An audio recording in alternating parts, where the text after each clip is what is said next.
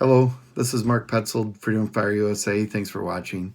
Tomorrow is Martin Luther King Day, and I thought Martin Luther King would be a great topic. And I hope you appreciate this video.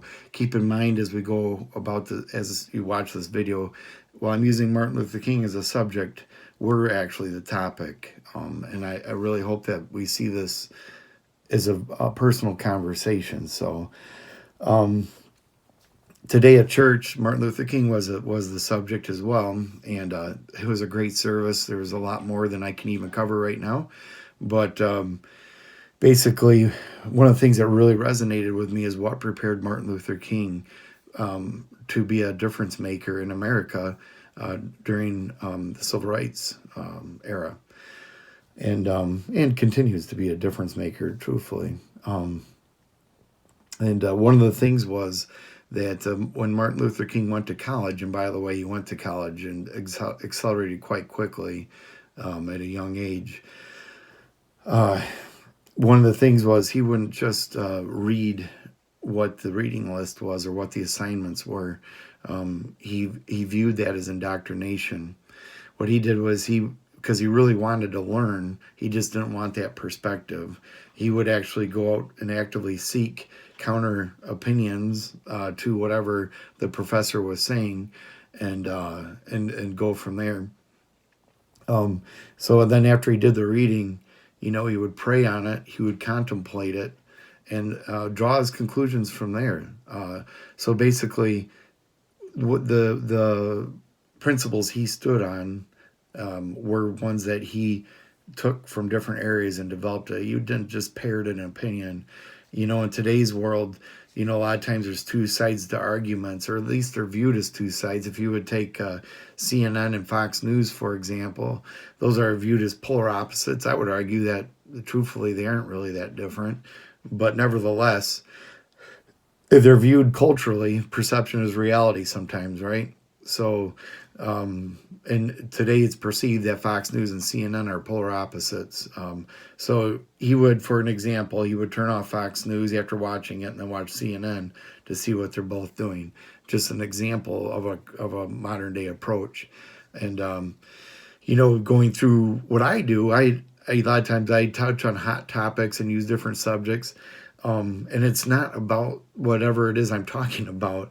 My what I'm trying to get at is I'm trying to get people to be critical thinkers, to not succumb to groupthink and mob mentality. I think that's extremely dangerous for our culture, or a human culture in general, and that we tend to lean towards that quite easily because our emotions can lean that way.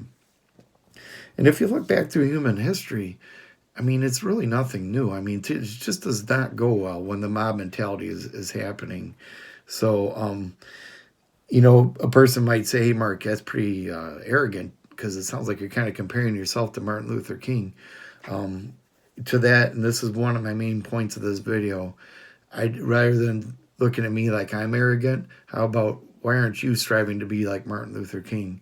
Because I believe that during this time we are entering into another crisis time in America, and it's inevitable that a person or two, people rise to the top. But I truly believe that these types of discussions help set the foundation for that to happen. Frankly, nobody may ever even recognize this, but maybe somebody will watch this video and it will compel them to see things differently than how they've been operating as of late. I would challenge you to recognize that the political class, the political parties, the politicians actively want you to participate in groupthink. And honestly, isn't the devil like what? It's kind of like the devil, right? You watch the public schools, how they operate. They're just forcing a belief down people's throats. How about in culture and public, the perceived left, if you will? They don't want a contrary opinion. They aren't interested in a contrary opinion at all.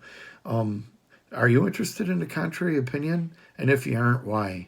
Because I'm going to tell you something.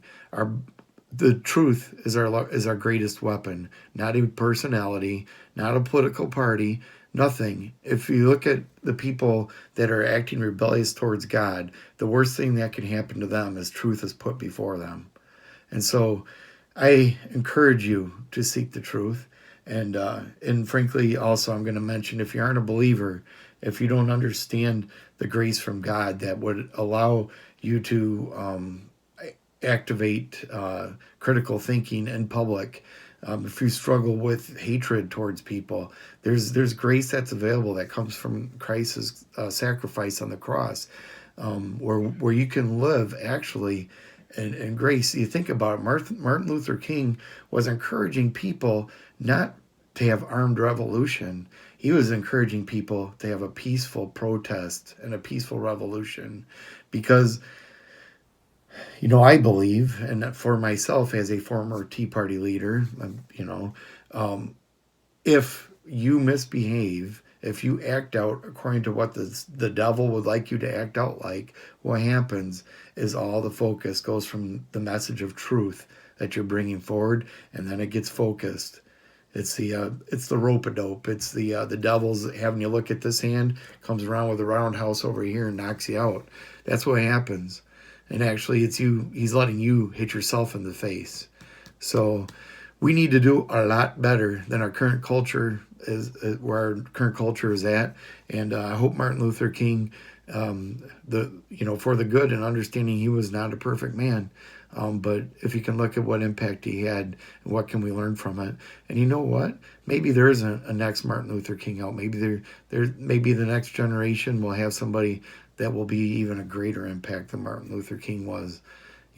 So we'll see what happens. But thank you for watching this video. God bless you, and God bless America.